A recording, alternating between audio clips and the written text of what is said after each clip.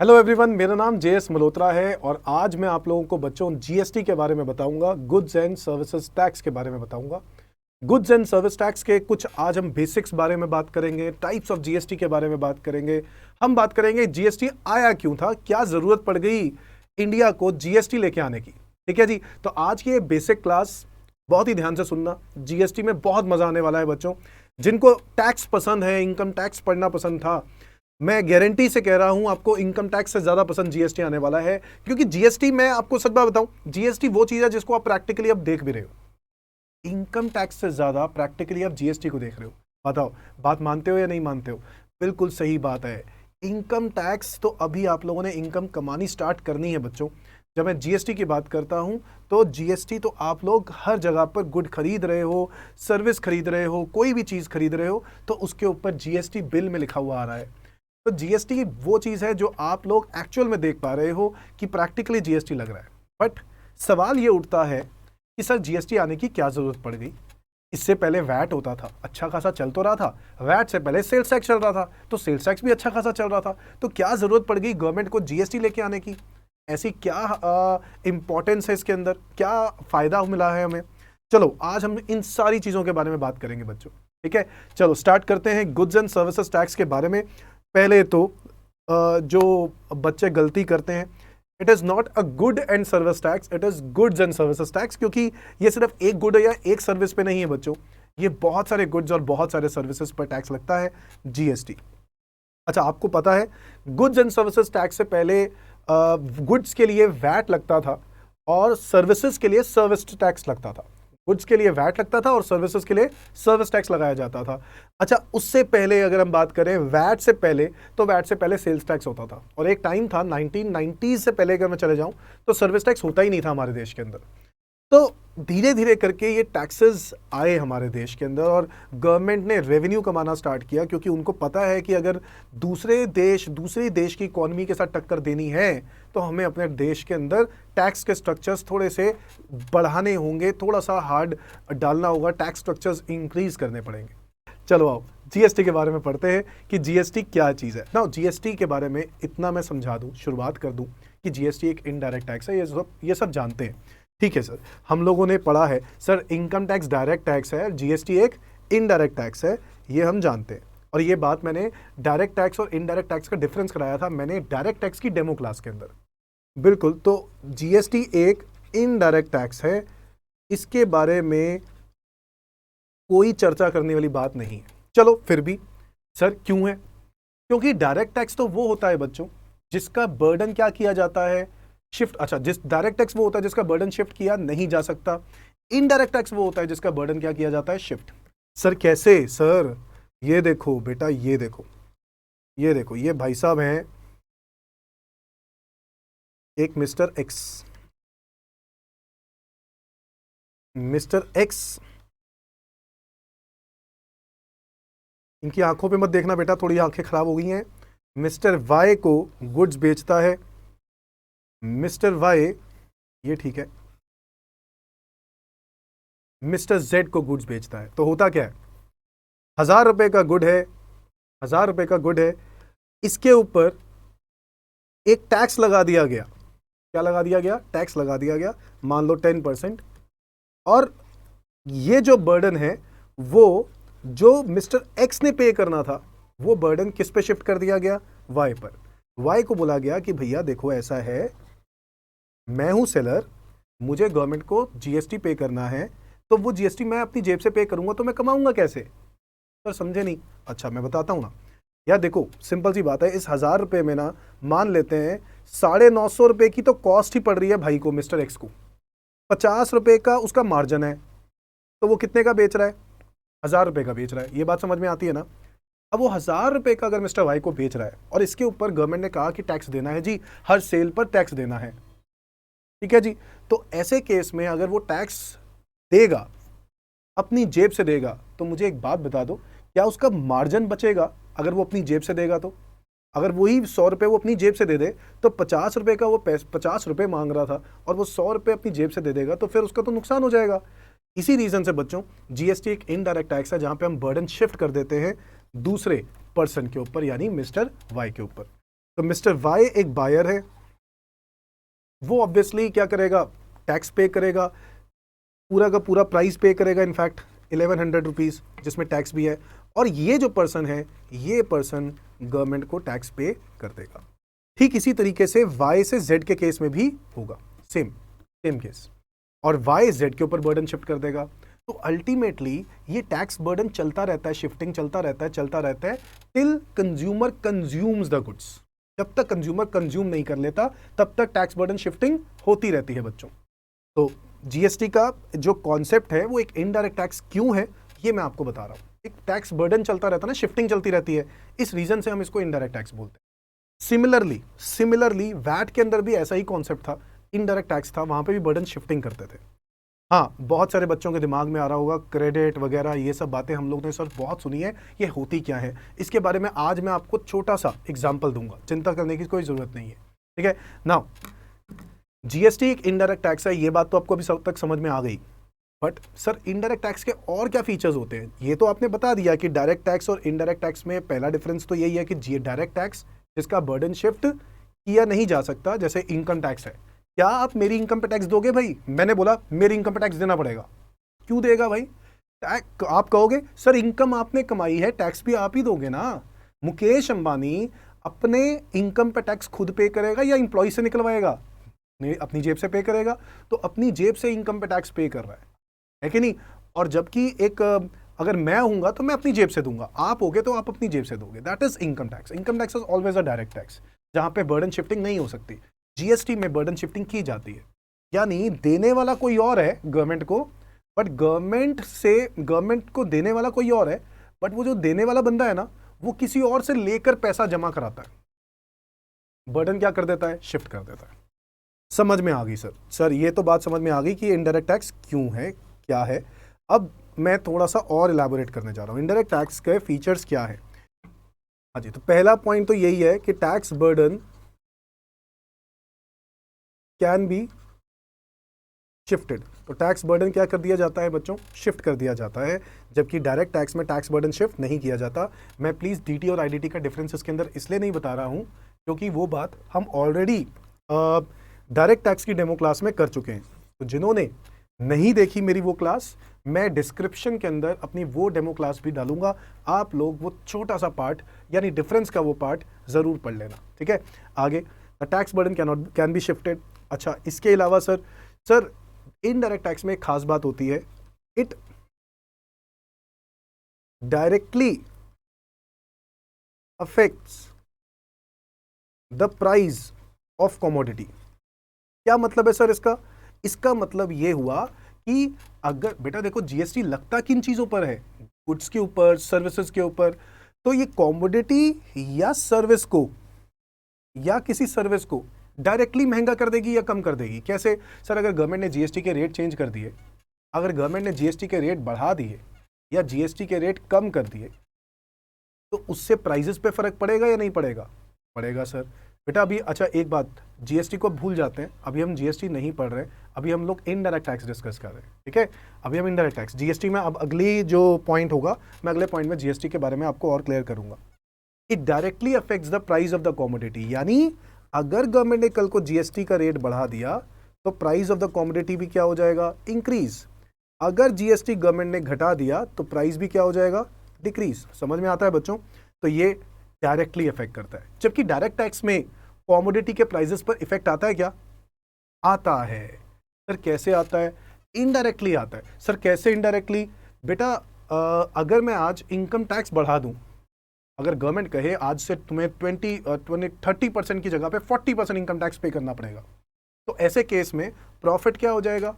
मतलब जो सेविंग्स हो जाएंगी वो क्या हो जाएंगी आपकी? कम। टैक्स ज्यादा हो गया तो सेविंग कम, है कि नहीं? सेविंग कम, इन्वेस्टमेंट्स कम। क्या आप कमोडिटीज की डिमांड करोगे ना? नेसेसिटी गुड्स की बात नहीं कर रहा हूं मैं, लग्जरी गुड्स की बात कर रहा हूं, नॉर्मल गुड्स की बात कर रहा हूं। क्या आप उन गुड्स की डिमांड करोगे? नहीं करोगे, या कम कर दोगे। डिमांड कम कर दोगे तो सप्लायर को, उन गुड्स के सप्लायर को ऑटोमेटिकली प्राइसेस क्या करने पड़ेंगे? कम करने पड़ेंगे, सो दैट डिमांड क्या हो जाए? इंक्रीज हो जाए। तो आपने देखा कि कैसे इनकम टैक्स बढ़ने से कमोडिटी के प्राइस गिर जाते हैं। इसीलिए it indirectly affect the price of the commodity. समझ में आ गई बात? चलो बाकी ज्यादा इलेबोरेशन करने के लिए आप लोग वो डिफरेंस वाली क्लास जरूर देखना। Next, it follows regressive concept. Now regressive का मतलब है कि ये प्रोग्रेसिव नहीं है। प्रोग्रेसिव का मतलब होता है इनकम बढ़ गई, इनकम जिसकी ज्यादा उसका टैक्स भी ज्यादा, इनकम कम टैक्स भी कम। सही बात है सर? सर सही बात है, मैं समझ में आ गया। सर देखो बहुत सिंपल सी बात है, मुकेश अंबानी जितना टैक्स पे करता होगा उतना तो मैं टैक्स नहीं पे कर रहा हूं। जो ज्यादा कमा रहा है वो ज्यादा टैक्स पे कर रहा है, जो कम कमा रहा है वो कम टैक्स पे कर रहा है। बट क्या जीएसटी में भी ऐसा होता है? नहीं बच्चों। अच्छा एक पॉइंट, कंज्यूमर के पॉइंट ऑफ व्यू से बात कर रहे हैं, ठीक है, कंज्यूमर के पॉइंट ऑफ व्यू से एक पर्टिकुलर गुड या सर्विस का एग्जांपल लेके, तो अगर मैं कहूं कि जीएसटी में ऐसा होता है तो नहीं सर, जीएसटी में ऐसा नहीं होता। अगर मैं एक एग्जांपल देके चलता हूं बच्चों को कि जीएसटी में ऐसा क्यों नहीं होता। जैसे फॉर एग्जांपल एक एक स्टेशनरी शॉप पे एक एक कोई बहुत रिच पर्सन आता है, ठीक है, बहुत रिच पर्सन गाड़ी BMW कार से उतरता है, BMW कार से आता है और स्टेशनरी वाले के पास जाता है और कहता है मुझे एक पेन चाहिए। तो उसको पेन दिखाता है, वो पेन जो है वो एक्चुअल में 20 रुपीज़ का होता है, बट उसने देखा यार ये तो भाई साहब BMW वाला बंदा है, बहुत रिच पर्सन है, तो उसको 20 रुपीज़ का पेन का पता है कितना रेट बोलता है? कह रहा है सर 2000 रुपये। ऐसा होता है क्या? नहीं होता है। अच्छा अगर दूसरा पॉइंट, अगर यही केस में अगर यहाँ पर अगर वो जो पर्सन है वो अमीर ना होता, अगर वो कोई रिक्शे वाला बंदा होता, कोई रिक्शे से उतरता है और आके आपसे वो पेन के बारे में पूछता है, स्टेशनरी वाले से पेन के बारे में पूछता है, सर मुझे वो पेन चाहिए। अब वही पेन एक्चुअल में 20 रुपए का है, बट उसको देखकर कहता है 2 रुपए। ऐसा होता है क्या? नहीं होता है। GST will remain the same, यानी इनकम ज्यादा हो या कम, आप रिच हो या आप पुअर हो, tax will remain the same, tax में कोई फर्क नहीं आता है। इसीलिए हम इसको रिग्रेसिव बोलते हैं, प्रोग्रेसिव नहीं। समझ में आ गई बात?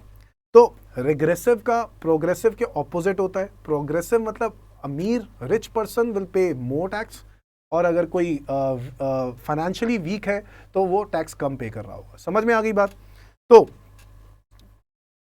इसके अलावा सर इनडायरेक्ट टैक्सेस के बारे में और कुछ बताओ ना। सो इनडायरेक्ट टैक्सेस का जो बोर्ड है, मतलब हमारे देश में सेंट्रल गवर्नमेंट ने डायरेक्ट टैक्सेस के लिए और इनडायरेक्ट टैक्सेस के लिए अलग अलग बोर्ड बना रखे हैं। बोर्ड जो तो देखो डायरेक्ट टैक्सेस को मैनेज करने के लिए कोई पढ़ा लिखा बंदा भी तो होना चाहिए, कोई पढ़े लिखे लोग भी तो होने चाहिए। सो अगर मैं बात करूं इनडायरेक्ट टैक्सेस की, तो क्या इनडायरेक्ट टैक्सेस के अंदर कोई बोर्ड बनाया गया, गवर्नमेंट ने कोई बोर्ड बनाया है जो इनडायरेक्ट टैक्सेस को मैनेज करता है सेंट्रल गवर्नमेंट की तरफ से? यस। तो सेंट्रल गवर्नमेंट ने एक पढ़ा लिखा बोर्ड बनाया जिसका नाम रखा Central Board of Indirect Taxes and Customs. बच्चों CBIC, Central Board of Indirect Taxes and Customs. Now Central Board of Indirect Taxes and Customs ये इनडायरेक्ट टैक्सेस को मैनेज करता है हमारे देश के अंदर, जबकि डायरेक्ट टैक्सेस को मैनेज करने के लिए कौन सा बोर्ड है? CBDT, central Board of direct taxes. समझ में आ रहा है बच्चों? तो दो अलग अलग बोर्ड्स हैं, वो इनकम टैक्स को मैनेज करते हैं और ये इनडायरेक्ट टैक्सेस, यानी जितने भी इनडायरेक्ट टैक्सेस से रिलेटेड चेंजेस होते हैं, नोटिफिकेशंस होती हैं, सर्कुलर्स होते हैं, वो सब चीज़ें ये निकालते हैं। सर नोटिफिकेशन सर्कुलर बता दो। नोटिफिकेशंस का मतलब होता है जब ड्यूरिंग द ईयर कुछ भी अमेंडमेंट्स लेके आने होते हैं। देखो ये टेक्निकल बातें हैं, मैं उम्मीद करता हूँ कि आप लोगों ने डायरेक्ट टैक्स के अंदर ये सब पार्ट्स पढ़े होंगे, बट कोई बात नहीं, अगर आपने नहीं भी पढ़ा तो ये बात पता होनी चाहिए कि नोटिफिकेशन एक अमेंडमेंट्स है। जब भी मुझे ड्यूरिंग द ईयर कुछ अमेंडमेंट्स लेके आना है तो वो मैं नोटिफिकेशन के थ्रू लाता हूं। हालांकि अमेंडमेंट लाने के लिए एवरी ईयर बजट आता है, फाइनेंस एक्ट आता है, बट वो जो फाइनेंस एक्ट होता है वो उसके लिए 1 साल वेट करनी पड़ती है बच्चों। इसी रीजन से central Board of Indirect Taxes and customs during the year notifications issue करता है। ठीक है जी। और सर्कुलर क्या होता है सर? सर सर्कुलर होता है क्लैरिफिकेशन, किसी भी सेक्शन से रिलेटेड, किसी भी प्रोविजन से रिलेटेड, किसी सब सेक्शन से रिलेटेड या क्लॉज से रिलेटेड अगर उनको कोई एक्सप्लेनेशन देनी है तो वो सर्कुलर के थ्रू देते हैं। ठीक है जी। तो बेसिकली 4 जो पॉइंट्स हैं ये हम लोग फीचर्स में काउंट कर रहे हैं इनडायरेक्ट टैक्सेस के। अगर क्वेश्चन आ जाए तो। और point number 5, sir indirect taxes के एग्जांपल्स बता दो। तो इनडायरेक्ट टैक्सेस के एग्जांपल्स में मैं सबसे पहला एग्जांपल कौन सा लूंगा? Goods and services tax. समझ में आ गया ना? Goods and services tax. Goods and services tax के अलावा सर इनडायरेक्ट टैक्सेस में क्या हो सकते हैं? वैट। सर वैट तो खत्म हो गया बेटा, मैं आपको बता दूं, वैट वैसे तो खत्म हो गया, यस वैट खत्म हो गया, बट वैट अभी भी 2 आइटम्स के ऊपर लगता है। कितनी आइटम्स के ऊपर? 2 आइटम्स के ऊपर वैट लगता है। One is petroleum items and second is alcoholic liquor. VAT जो होता है ना, वैट वो स्टेट गवर्नमेंट लगाती है, और कलेक्शन भी कौन रखती है? स्टेट गवर्नमेंट रखती है। इसके बारे में मैं अभी बताने वाला हूं, ठीक है, क्या कौन रखता है क्या नहीं। जीएसटी, वैट, इसके अलावा कस्टम ड्यूटी, ये एक इनडायरेक्ट टैक्सेस के एग्जांपल्स हैं, ठीक है। आप एग्जांपल्स में सेंट्रल एक्साइज भी रख सकते हो, क्योंकि सेंट्रल एक्साइज की भी अगर बात करें तो सेंट्रल एक्साइज भी कुछ प्रोडक्ट पे, यानी 2 प्रोडक्ट्स पे अभी भी जिंदा है सेंट्रल एक्साइज, ठीक है, एटसेट्रा। तो ये वो टैक्सेस हैं जो इनडायरेक्ट टैक्सेस हैं, यानी इन सारे टैक्सेस में बर्डन शिफ्ट कर दिया जाता है आगे वाले बंदे पर, नेक्स्ट पार्टी पर। उनसे बोला जाता है कि आप पैसा दो टैक्स के साथ, और मैं वो टैक्स जो है गवर्नमेंट को जमा कराऊं। मैं अपनी जेब से दूंगा तो मेरा मार्जिन कम हो जाएगा। मेरी बात समझ रहे हो बच्चों? अगर मेरा मार्जिन 1000 रुपए है और मैं 1000 रुपए कमाना चाहता हूं, तो 1000 रुपए कमाने के लिए जो ऊपर से टैक्स देना पड़ रहा है वो मैं दूंगा, तो फिर मैं कैसे कमाऊंगा?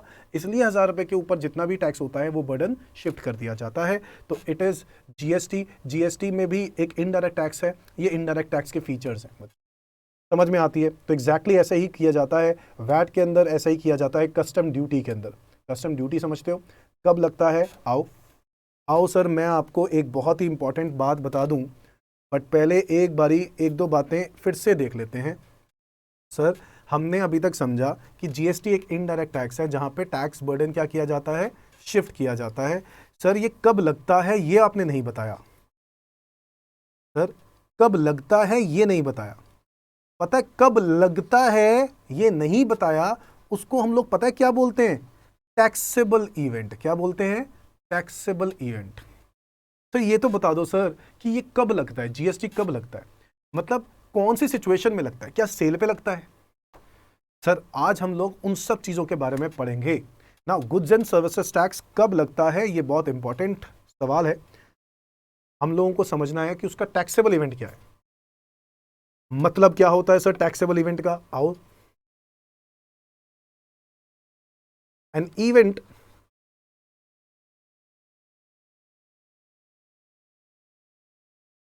or situation which gives rise to tax liability is called as taxable event। क्या मतलब? कह रहा कोई भी ऐसा सिचुएशन, कोई ऐसा इवेंट जिसकी वजह से टैक्स लाइबिलिटी अराइज हो जाए, हम उसको टैक्सेबल इवेंट बोलते हैं। देखो छोटे छोटे टेक्निकल वर्ड्स हैं, अब आप जीएसटी पढ़ रहे हो, बड़े बच्चे हो गए हो, छोटे थोड़ी ना रह गए हो, तो अब जो है आपको चीजें समझनी है। सर ये टैक्सेबल इवेंट क्या है? कह रहा है कोई ऐसी सिचुएशन जिसकी वजह से आपको टैक्स पे करना पड़ रहा है। सर कुछ एग्जांपल्स बताओ ना। आओ हम पढ़ते हैं कुछ एग्जांपल्स। जैसे वैट का टैक्सेबल इवेंट क्या है? वैट, अब वैट वैल्यू एडेड टैक्स खत्म हो चुका है, बट फिर भी 2 आइटम उसके ऊपर जिंदा है, तो मैं टैक्सेबल इवेंट का एग्जांपल देने के लिए बता रहा हूं। वैट क्यों लगता है? Intra state sale of goods पर। किस पर लगता है? Intra state sale of goods पर। भाई मतलब तो पता होना चाहिए ना कि वैट क्यों लगता था। लगता था बोल देते, चलो ठीक है, आप खुश। वैट लगता था intra state sale of goods पर, यानी जब भी कोई goods within the state बेचे जाते थे, यानी दिल्ली का ही सेलर, दिल्ली का ही बायर, तो ऐसे केस में वैट लगाया जाता था, यानी वैल्यू एडेड टैक्स। बच्चों एक पहले के टाइम पर सीएसटी भी होता था, सेंट्रल सेल्स टैक्स। क्या बोलते हैं इसको? Central sales tax. आप लोग फुल फॉर्म लिखते जाओ भाई, मतलब तो सारे टैक्सेस के बताएंगे। और ये पता है कब लगता था? जब कोई इंटर स्टेट सेल करें, inter state sale of goods. तो वैट लगता था जब कभी इंट्रा स्टेट सेल करे, सीएसटी लगता था जब कभी इंटरस्टेट सेल करें। इंटरस्टेट सेल मतलब विद इंटरस्टेट का मतलब एक स्टेट से दूसरे स्टेट, यानी अगर दिल्ली से सेलर हरियाणा में बेचता है तो सीएसटी लगाया जाता है बच्चों। इसके बाद सर और भी बताओ। सेंट्रल एक्साइज ड्यूटी, मैं आपको बता रहा हूं कि किस रीजन की वजह से ये टैक्सेस लगते थे। ये है टैक्सेस, ठीक है, और ये है टैक्सेबल इवेंट। क्या है ये? Taxable event. तो ये इवेंट थे, इसकी वजह से ये टैक्सेस पे करने पड़ते थे। सेंट्रल एक्साइज ड्यूटी बता दो, सेंट्रल एक्साइज ड्यूटी कब लगती थी? सेंट्रल एक्साइज ड्यूटी हमारे देश में तब लगती थी जब आप कोई गुड्स मैन्युफैक्चर करें।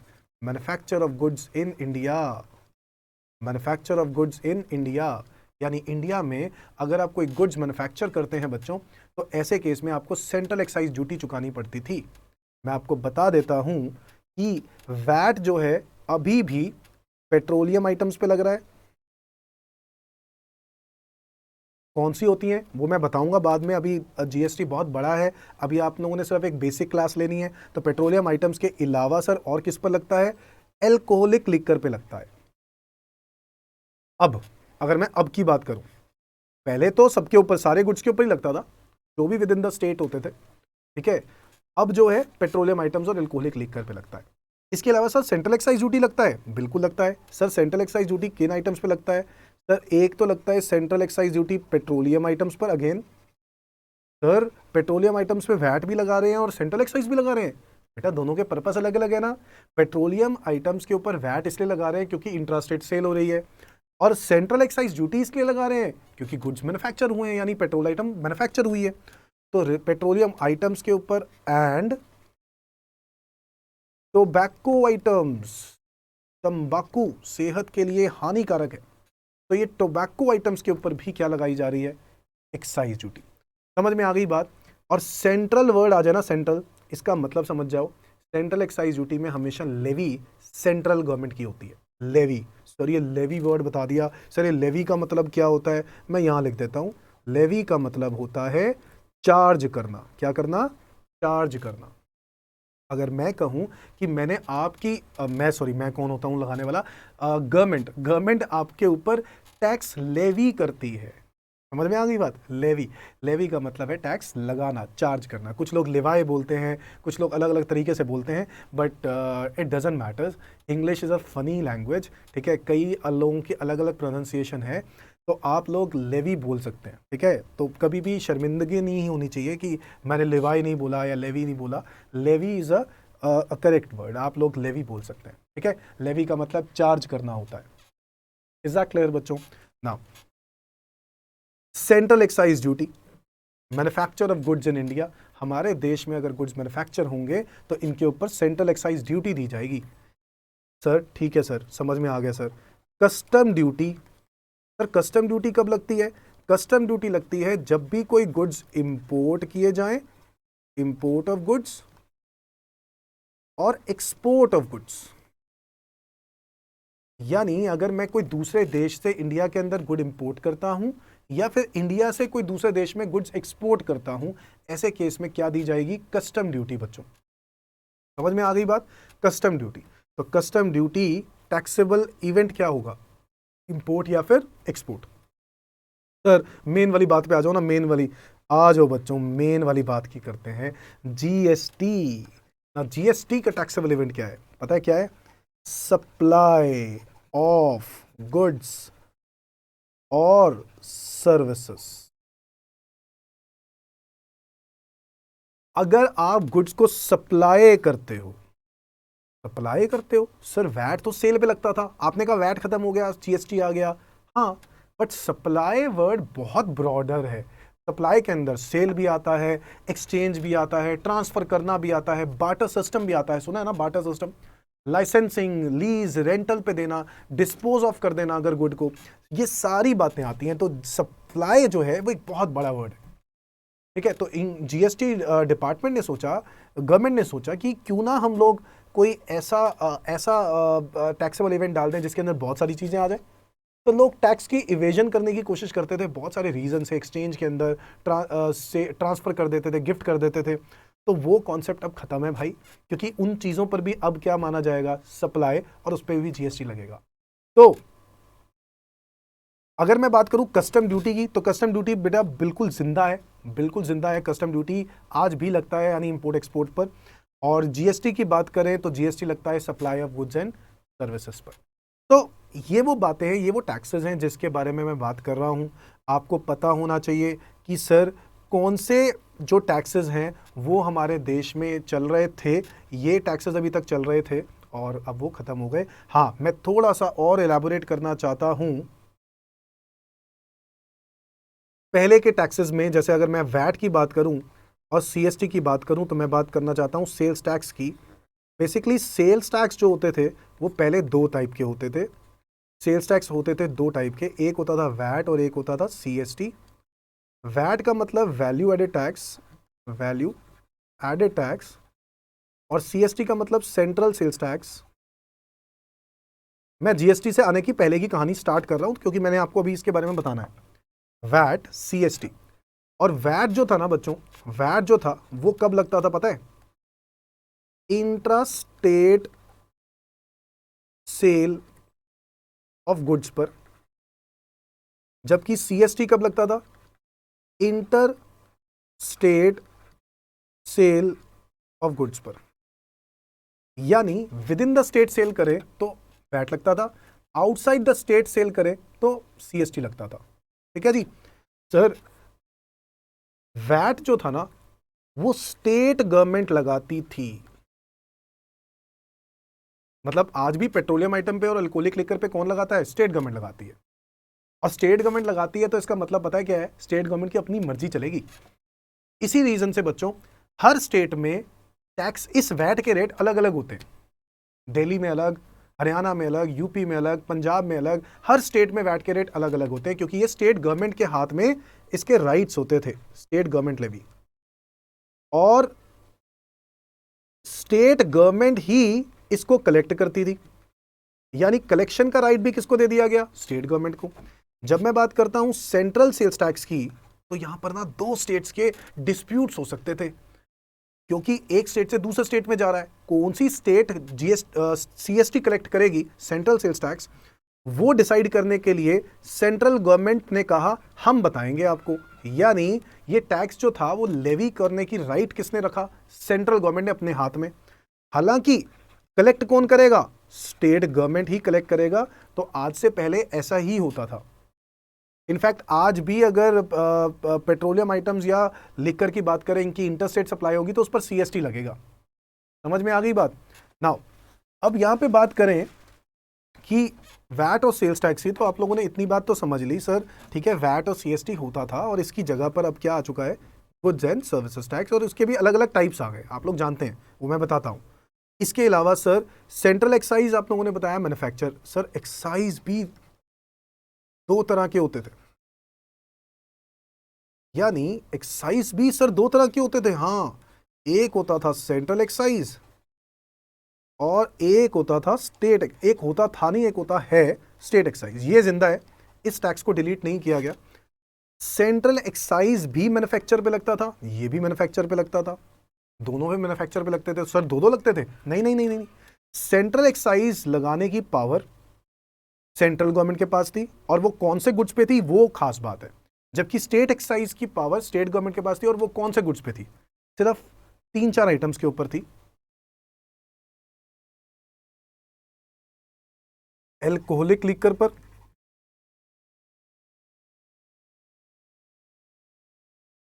Narcotics,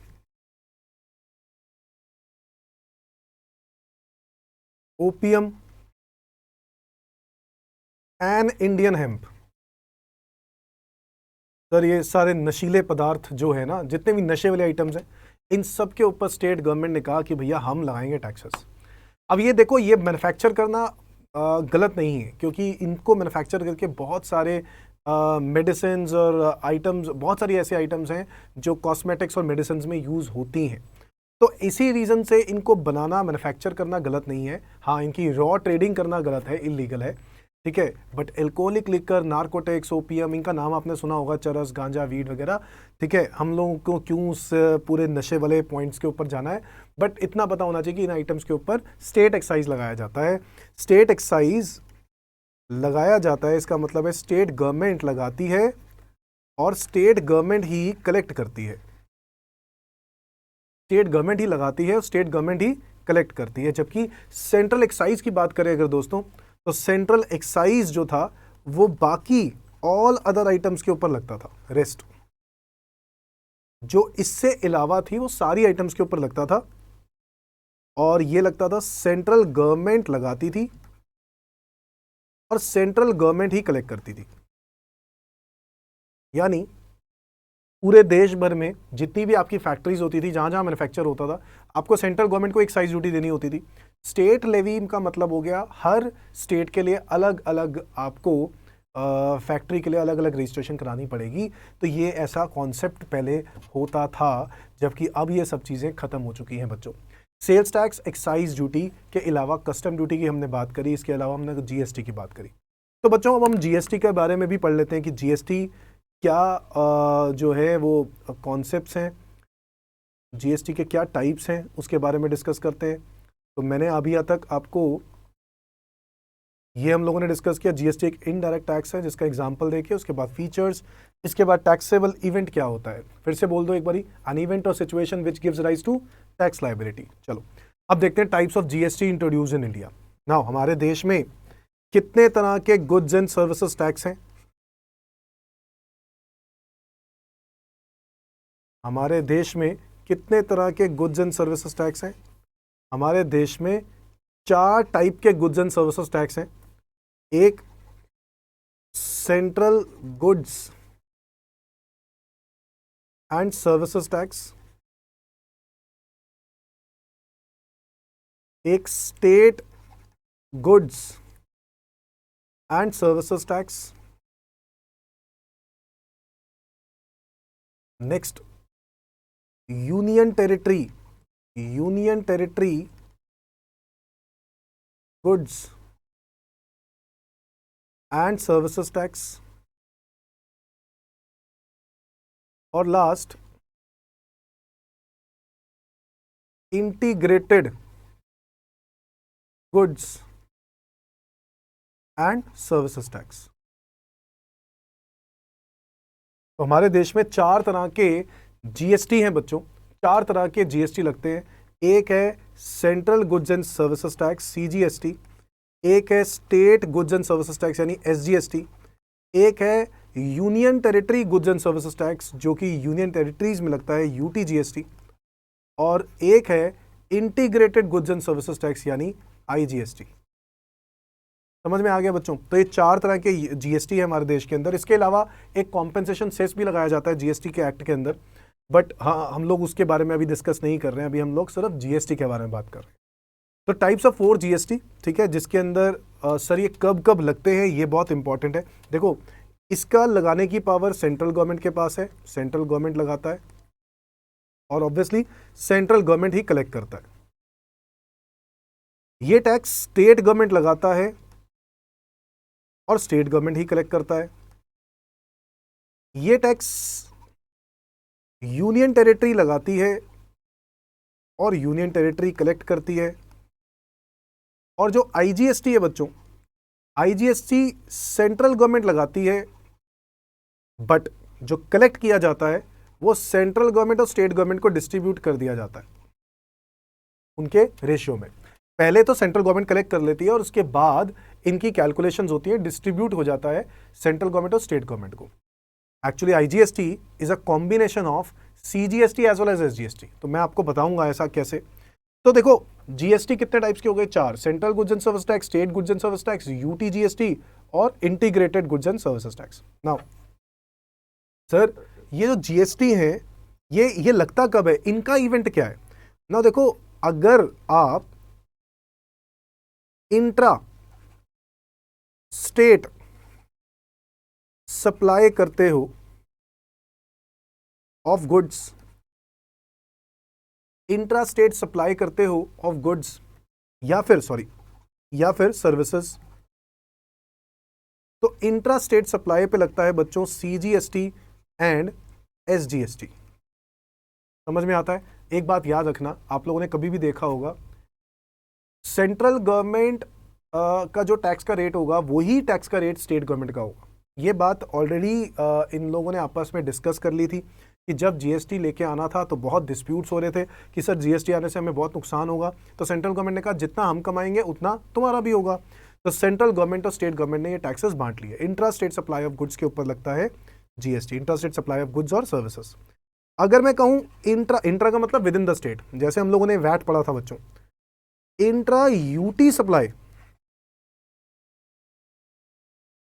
intra UT supply of goods और सर्विसेज, तो इंट्रा यूटी पर लगता है CGST तो लगेगा ही लगेगा, इसके बाद लगेगा UT GST। तो यूनियन टेरिटरीज पे UT GST लगाया जाता है। और हमारे देश में कितने यूनियन टेरिटरीज हैं बता दो, हमारे देश में कितने यूनियन टेरिटरीज हैं?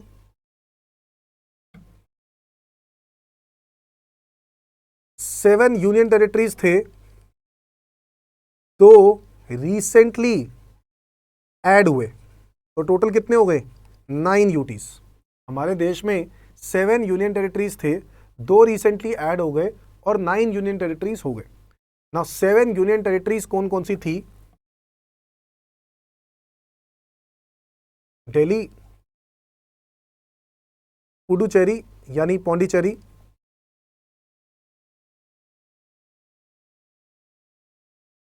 Andaman and Nicobar island,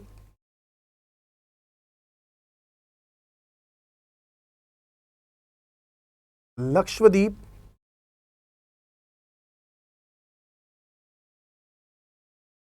Daman and Diu, Dadar and Nagar Haveli और चंडीगढ़। हमारे देश में 7 यूटीज थे, ठीक है, और इन 7 यूटीज के ऊपर UT GST लगाने की बात हुई थी। बट एक्चुअल में क्या बोला गया कि वो यूटीज जहां पर स्टेट लेजिस्लेचर है।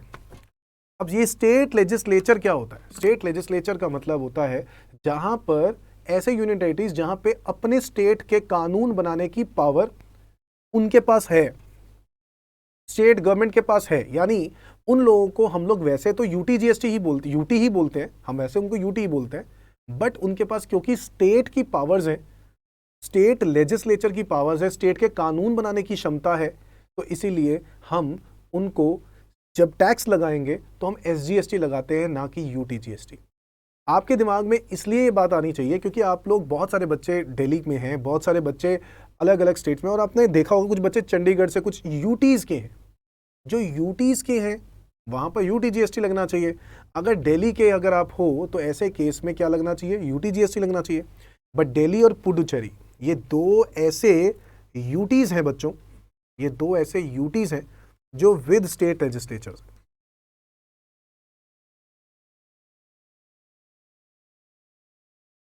और क्योंकि ये दोनों विद स्टेट लेजिस्लेचर्स हैं, दिल्ली और पुडुचेरी, इसलिए इनके ऊपर CGST और SGST लगता है। समझ में आ गई बात? तो मैं यहां पर जब लिखता हूं ना intra UT supply of goods and services, मैं यहां लिख लेता हूं विदाउट स्टेट लेजिस्लेचर्स।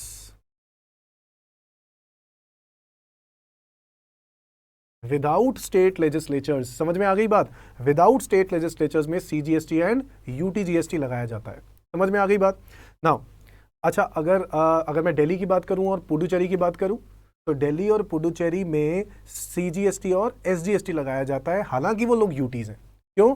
क्योंकि वो विद स्टेट लेजिस्लेचर्स हैं। समझ में आ गई बात? चलो, इसके अलावा हाँ जी, तो 2 UTs रिसेंटली ऐड हुए। जम्मू एंड कश्मीर बना दिया गया यूनियन टेरिटरी, और एक बना दिया लद्दाख रीजन। दोनों को यूनियन टेरिटरीज बनाया, यानी 2 यूनियन टेरिटरीज ऐड हो गए। तो बच्चों मैं अब 2 स्टेट्स और 2 UTs और ऐड कर रहा हूं, जम्मू एंड कश्मीर और लद्दाख। आप लोग जानते हैं, तो लद्दाख और जम्मू एंड कश्मीर जब यूनियन टेरिटरीज आया, अब ऐसे केस में अगेन फिर ये बात थी कि क्या जम्मू एंड कश्मीर के ऊपर जीएसटी लगाने की पावर उन्हीं के हाथ में होगी, यानी स्टेट गवर्नमेंट के हाथ में होगी या यूनियन टेरिटरी, क्योंकि वो यूनियन टेरिटरी है तो सेंट्रल गवर्नमेंट के हाथ में होनी चाहिए। But again Jammu and Kashmir को पावर दी गई लेजिस्लेचर की, यानी वो विद स्टेट लेजिस्लेचर है, विद स्टेट लेजिस्लेचर। और जो लद्दाख रीजन है वो विदाउट स्टेट लेजिस्लेचर है। यानी अब अगर हम बात करें ओवरऑल जीएसटी के पर्पस के लिए, तो लेजिस्लेचर्स जो पावर थी स्टेट गवर्नमेंट की पावर की टैक्सेस खुद बना सकते हैं, कानून बना सकते हैं वो अपने, वो पावर्स अब 3 यूटीज को दी गई है, दिल्ली, पुडुचेरी और जम्मू एंड कश्मीर। याद रहेगा बच्चों, दिल्ली, पुडुचेरी और जम्मू एंड कश्मीर। जबकि बाकी यूनियन टेरिटरीज के पास वो पावर नहीं है, यानी Andaman and Nicobar, Lakshadweep, Dadar and Nagar Haveli, Daman and Diu, Chandigarh और इसके बाद अब एक recently added Ladakh region. Now Jammu and Kashmir के बारे में अगर मैं बात करूं खासकर, तो जम्मू एंड कश्मीर में अभी भी थोड़ी सी प्रॉब्लम्स चल रही थी इससे रिलेटेड कि जम्मू एंड कश्मीर में जीएसटी लगाया जाए या नहीं लगाया जाए, क्योंकि अभी तक सीजीएसटी एक्ट में कोई अमेंडमेंट नहीं आई है कि उन्होंने वो पॉइंट को हटा दिया। क्योंकि जीएसटी जब आया था तो एक्सेप्ट जम्मू एंड कश्मीर लिखा हुआ था सीजीएसटी एक्ट में, आज तक उसको अभी तक चेंज नहीं किया। तो अब अगर वो तब तक चेंज नहीं होगा जब तक वो जो स्टेट एसजीएसटी का कानून है वो वहाँ पे बन जाएगा, जम्मू एंड कश्मीर का जीएसटी एक्ट बन जाएगा। हालांकि हमें याद करने चाहिए, अब याद कर लेने चाहिए 9 यूटीज, ठीक है, 9 यूटीज हैं। उस 9 यूटीज के हिसाब से अगर मैं याद करूं तो 3 यूटीज ऐसे हैं जो विद स्टेट लेजिस्लेचर्स हैं और बाकी के 6 यूटीज ऐसे हैं जो विदाउट स्टेट लेजिस्लेचर्स हैं। यानी अगर जम्मू एंड कश्मीर, दिल्ली या पुडुचेरी में अगर कोई गुड्स बिकते हैं, वहीं के ही गुड्स वहीं पे बिकते हैं, तो ऐसे केस में सीजीएसटी और एसजीएसटी लगेगा। और बाकी अगर यूटीज में बिकते हैं तो सीजीएसटी और यूटीजीएसटी लगेगा। समझ में आ गई बात? अच्छा सर आईजीएसटी कब लगता है? सर ये भी बता दो। आईजीएसटी लगता है inter state oblique UT supply of goods and services. Inter state supply मतलब एक स्टेट से दूसरे स्टेट में, एक स्टेट से दूसरे स्टेट, एक स्टेट से दूसरे यूटी, एक यूटी से दूसरे यूटी, एक यूटी से दूसरे स्टेट, या फिर import of goods, import of goods. इन सारे केसेस में क्या लगाया जाता है? IGST, IGST. And IGST it is a combination of CGST and SGST। यानी सेंट्रल गवर्नमेंट का जो टैक्स होगा, स्टेट गवर्नमेंट का जो टैक्स होगा, उसका डबल होता है आईजीएसटी। फॉर एग्जांपल अगर सेंट्रल गवर्नमेंट का टैक्स का रेट है 9% किसी पर्टिकुलर गुड पर, जब इंटरस्टेट सप्लाई करते हो तो 9 और 9 18% हो जाता है दोस्तों। समझ में आ गई बात? तो सीजीएसटी और एसजीएसटी का कॉम्बिनेशन इज आईजीएसटी। और आईजीएसटी कब लगता है? जब एक स्टेट से दूसरे स्टेट में बेचा, या एक स्टेट से दूसरे यूटी में बेचा, एक यूटी से दूसरे यूटी में बेचा, या एक यूटी से दूसरे स्टेट में बेचा, या फिर बेचा इंपोर्ट किया। इंपोर्ट मतलब किसी दूसरी कंट्री से इंपोर्ट किया, ऐसे केस में आईजीएसटी लगता है। समझ में आ गई बात? एक्सपोर्ट्स के ऊपर कोई टैक्स नहीं है, क्योंकि एक्सपोर्ट में जो डेस्टिनेशन है वो इंडिया नहीं है। Is that clear? और जीएसटी जो है वो आप जहां पर डेस्टिनेशन है वहां पर टैक्स जाता है, उस पर्टिकुलर एरिया में टैक्स जाता है। तो GST is a destination based tax, consumption based tax, कहां पे कंज्यूम हो रहा है। अच्छा, इससे रिलेटेड आज की क्लास के अंदर हम लोग इतना ही करेंगे कि हम लोग ये डिस्कस नहीं कर पाएंगे कि सर इसके आर्टिकल की संविधान में कहाँ से पावर मिली, तो वो सब बातें डिस्कस करेंगे अगली क्लास के अंदर, ठीक है। तो संविधान यानी कॉन्स्टिट्यूशन ऑफ इंडिया से कहाँ से पावर मिली, वो सब हम लोग अगली क्लास में डिस्कस करेंगे। आज का जो कॉन्सेप्ट था वो यही था कि जीएसटी के बारे में एक ब्रीफ बता दिया कि जीएसटी है क्या चीज़। फिर इसके बाद जीएसटी के टाइप्स कितने टाइप के होते हैं जो आप लोगों ने सुना है, और इसके अलावा जीएसटी के जो है जीएसटी आया क्यों, मैं आप वो बताने जा रहा हूँ जीएसटी आया क्यों। तो इसका एक बहुत बड़ा कारण है, और वो क्या है। और उसके लिए पहले आपको सेल्स टैक्स समझना पड़ेगा। सेल्स टैक्स समझना पड़ेगा कि सेल्स टैक्स हमारे देश में क्यों लगता है। हाँ देखो, सेल्स टैक्स हमारे देश में लगता था एक टाइम पर, आज से 2004 से पहले 2004 में वैट आया था बच्चों, 2004 में आया था, 2005 में इंट्रोड्यूस कर दिया गया था। तो 2004 में वैट आया था, इससे पहले सेल्स टैक्स लगता था। और सेल्स टैक्स पे भी कई वैरायटीज़ होती थी, एक होता था लास्ट पॉइंट टैक्स, एक होता था फर्स्ट पॉइंट टैक्स, और एक होता था sales tax, general sales tax. तो जनरल सेल्स टैक्स जो था वो हर तरह की सेल वैल्यू पे लगता था। मतलब सिचुएशन कुछ इस तरीके की थी, ये देखो, ये एक मैन्युफैक्चरर है,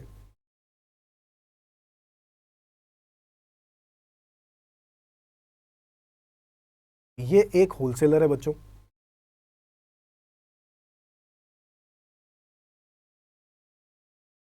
ये एक रिटेलर है, और ये एक रोता हुआ कंज्यूमर है। समझ में आ गया? तो क्या हुआ कि अगर मैं बात करूं वैट आने से पहले क्या होता था, तो वो ये कुछ इस तरीके से, देखो ये जो डीलिंग्स चल रही हैं वो इसी तरीके से चलती हैं। मैन्युफैक्चरर होलसेलर को बेचता है, होलसेलर रिटेलर को बेचता है, रिटेलर कंज्यूमर को बेचता है। तो मैन्युफैक्चरर ने, मान लेते हैं 100 रुपये का गुड, 100 रुपये कम हो गया, 1000 रुपये कर देते हैं, 1000 रुपये के गुड का वैल्यू होलसेलर को बेचा, होलसेलर को बोला कि 1000 रुपये देने हैं।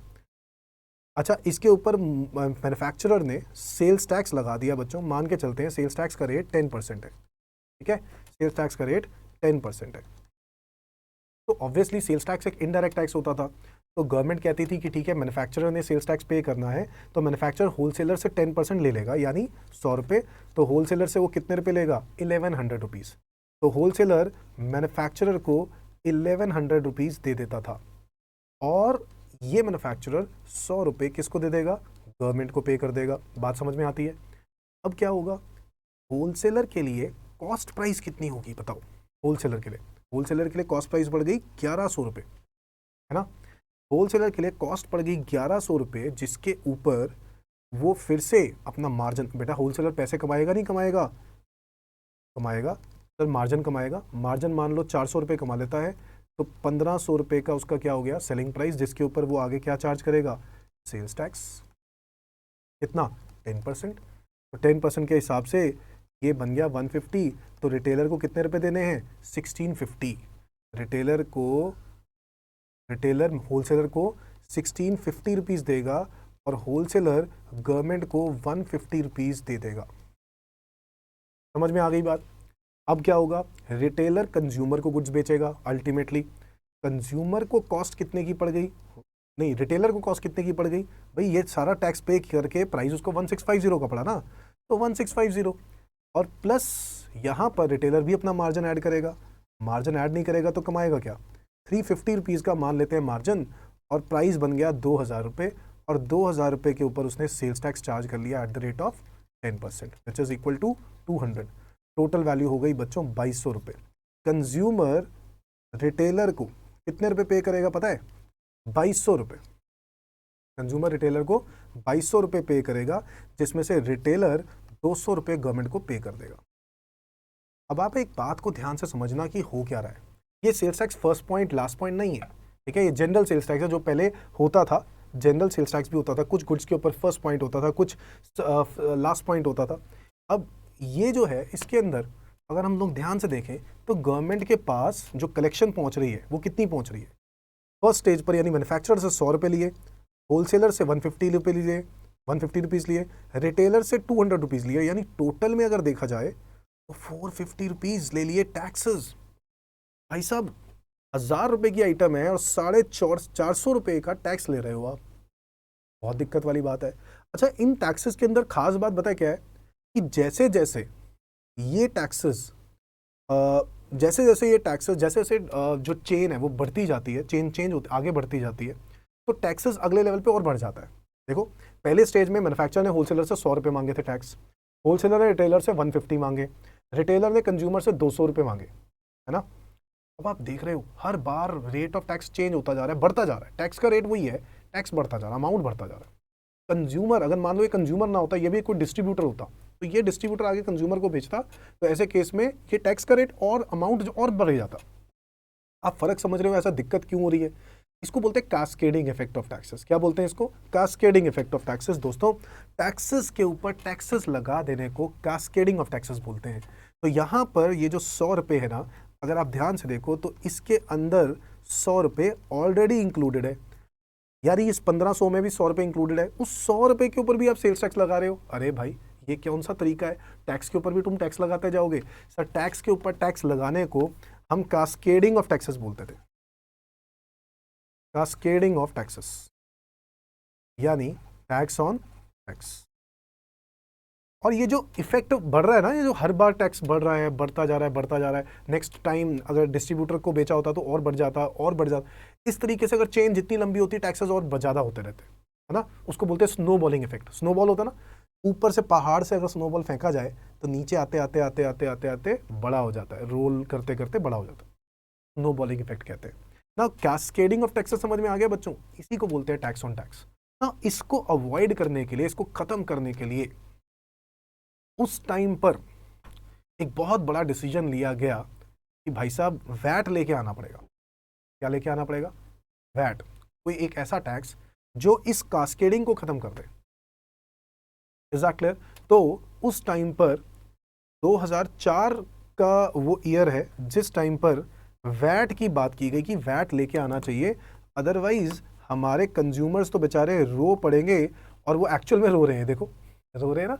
तो कंज्यूमर इस वक्त रोने वाली पोजीशन पे, इनको खुश करना है तो वैट ले आते हैं। चलो वैट समझते हैं बच्चों, वैट में क्या हुआ।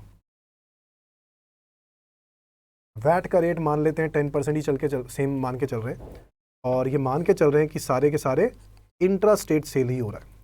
सो मैन्युफैक्चरर होलसेलर को गुड्स बेचता है, होलसेलर रिटेलर को गुड्स बेचता है, और रिटेलर कंज्यूमर को गुड्स बेचता है।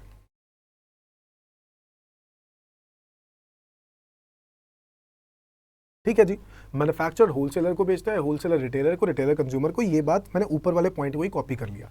मैं सारे प्राइजेस भी कॉपी कर रहा हूं। वैल्यू थी, मैन्युफैक्चरर ने 1000 रुपए का होलसेलर को बेचा, इसके ऊपर वो क्या लगाएगा? विद इन द स्टेट, मैं मान के चल रहा हूँ सारे विद इन द स्टेट हो रहे हैं। वैट का रेट है 10%, 100 रुपये, प्राइस कितना हो गया? 1100। अब होलसेलर ने मैन्युफैक्चरर को कितने रुपए दे दिए? 1100 रुपये दे दिए। अब 1100 रुपये देने के बाद मैन्युफैक्चरर ने 100 रुपये किसको दे दिए? गवर्नमेंट को पे कर दिए। आप लोग जानते हैं कि वैट एक स्टेट लेवी होता था, यानी वैट स्टेट गवर्नमेंट लगाती थी और स्टेट गवर्नमेंट ही कलेक्ट करती थी। कोई कंफ्यूजन की मतलब ही नहीं बनता। ठीक है जी। अब होलसेलर को गवर्नमेंट ने एक फैसिलिटी दी वैट के अंदर। क्या फैसिलिटी सर? वैट के अंदर ये फैसिलिटी दी कि तू एक काम कर, जो तू 100 रुपये देता था ना, उसका तू ले ले क्रेडिट। क्या ले ले? क्रेडिट। हम उसको बोलते हैं ITC, इनपुट्स टैक्स क्रेडिट। समझ में आ रही है? इनपुट टैक्स क्रेडिट ले ले। अच्छा सर इससे क्या होगा? सर इससे ये होगा कि होलसेलर को फायदा हो जाएगा 100 रुपये का। मतलब सर वो जो 100 रुपये होलसेलर ने मैन्युफैक्चरर को दिए थे ना, वो 100 रुपये वो उसका एक तरह से एसेट है, यानी उसको मिल जाएगा। वो कैसे मिलेगा? जो भी जब वो टैक्सेस पे करेगा ना गवर्नमेंट को, उसमें से वो 100 रुपये एडजस्ट करवा देगा। मतलब मान लो उसके 250 रुपये का टैक्स बन रहा है, 250 रुपीज़ का, 100 रुपये उसमें से एडजस्ट करके सिर्फ गवर्नमेंट को कितने रुपए पे करेगा? 150 रुपीज़। Is that clear? तो इस कॉन्सेप्ट को लेके आया। देखो अब अगर मैं इस सिचुएशन में बोलूँ ये 1100 रुपये तक का, 1100 रुपये का प्राइस है, बट इसको कॉस्ट कितने की पड़ी होलसेलर को पता है? 1000 रुपये की, 1000। क्यों? सवाल होता है क्यों सर? वहां पर आपने ऊपर वाले पॉइंट में तो 1100 रुपये लिखा था, ये देखो, और यहां पर 1000 क्यों? इसका रीजन है कि 1000 रुपये इसलिए क्योंकि 100 रुपये का गवर्नमेंट की तरफ से कुछ फैसिलिटी मिल रही है कि जो तूने 100 रुपये दिए हैं ना, वो तेरे हैं, तेरी अमानत है, तेरे को मिलेंगे, तो चिंता ना कर। वो बंदा समझा नहीं, उसने कहा ठीक है मैं मान के चलता हूँ। तो फिर कॉस्ट कितनी बनाई उसने? 1000 रुपये। 1000 रुपये के अंदर वो अपना मार्जिन ऐड करेगा बच्चों, और मान लेते हैं मार्जिन जो है वो 400 रुपये, वही सेम मान के चलते हैं। प्राइस 1400 रुपीज़, और फिर विद इन द स्टेट बेचने पर क्या लगाया गया? वैट, 140 रुपीज़ का वैट, तो टोटल हो गया 1540। समझ में आ रहा है? तो ये चीज़ हो गई, और 400 रुपीज़ का मार्जिन था ना, तो 1540। अब रिटेलर ने होलसेलर को कितने रुपए देने हैं? रिटेलर ने होलसेलर को देने हैं 1540, जिसमें से होलसेलर ने गवर्नमेंट को कितना पे करना है, जैसे उसमें पे किया था। अब यहाँ पर वैट की जो कलेक्शन हुई है होलसेलर को, वो कितने रुपए की हुई है? 140 रुपीज़ की। सर 140 रुपीज़ की हुई है? हाँ हाँ 140 रुपीज़ की हुई है, ये देखो। यानी रिटेलर ने होलसेलर को 140 रुपीज़ दिए। उसमें से होलसेलर कहेगा सर मैंने तो ऑलरेडी 100 रुपये दे दिए ना, तो मैं कितने दूंगा? 100 रुपये तो तुमने दे दिए, तो वो कहेगा मैं सिर्फ 40 रुपये दूंगा गवर्नमेंट को। क्या बात कर रहे हो सर? हाँ 40 रुपये दूंगा, 40 रुपीज़ से ज़्यादा नहीं दूंगा गवर्नमेंट को। अब बताओ बात समझ में आती है? क्योंकि वैल्यू एडिड टैक्स का मतलब तो समझ लो। अरे भाई उसका मतलब क्या है? वैल्यू एडिशन पे टैक्स। सर कितनी वैल्यू ऐड की थी मुझे बता दो? 400 रुपये। होलसेलर ने अपने प्रॉफिट कितना ऐड किया था? 400 रुपये। अपनी तरफ से जो भी उसने वैल्यू ऐड करी, चाहे वो प्रॉफिट हो चाहे वो एक्सपेंसेस हो, वो 400 रुपये के ऊपर वैट का रेट 10% विच इज 40 रुपीज़। बच्चों 40 रुपीज़ ही तो बनता था गवर्नमेंट को देना। ये तो सेल्स टैक्स में तो भाई साहब बिजनेस हो रहा था गवर्नमेंट का, बहुत अच्छा खासा बिजनेस हो रहा था। गवर्नमेंट भाई साहब कितना टैक्स ले रही थी? 150। वाह वाह वाह वाह वाह। पता है 150 कैसे ले रही थी? 100 रुपये तो वो पिछले वाला फिर से ले रही थी। कौन सा पिछले वाला? ये वाला। और 10 रुपये इसी के ऊपर 10%। मतलब एक तो 100 रुपये ले रहे हो, ऊपर से टैक्स पे टैक्स ले रहे हो वो अलग। 100 रुपये पहले ले चुके हो, दोबारा ले रहे हो 100 रुपये। अब तुम देखो 100 रुपये जो है ना वो इधर भी है, इधर भी है, और इस वाले टैक्स में भी है। गलत हो रहा था भाई, बहुत जबरदस्त गलत हो रहा था। गवर्नमेंट ने कहा, गवर्नमेंट ने अपनी गलती मानी और गवर्नमेंट ने कहा ठीक है, वैट कॉन्सेप्ट को लेके आते हैं जो फ्रांस ने इंट्रोड्यूस किया था आज से बहुत पहले। तो फ्रांस बहुत ही भाई साहब टैक्सेस के मामले में फ्रांस का बहुत नाम रहा है, क्योंकि फ्रांस एक ऐसी कंट्री है जिस जो वैट भी सबसे पहले लेके आया था, और इनफैक्ट अपने देश में जीएसटी लेके आने वाला भी वो पहली कंट्री थी।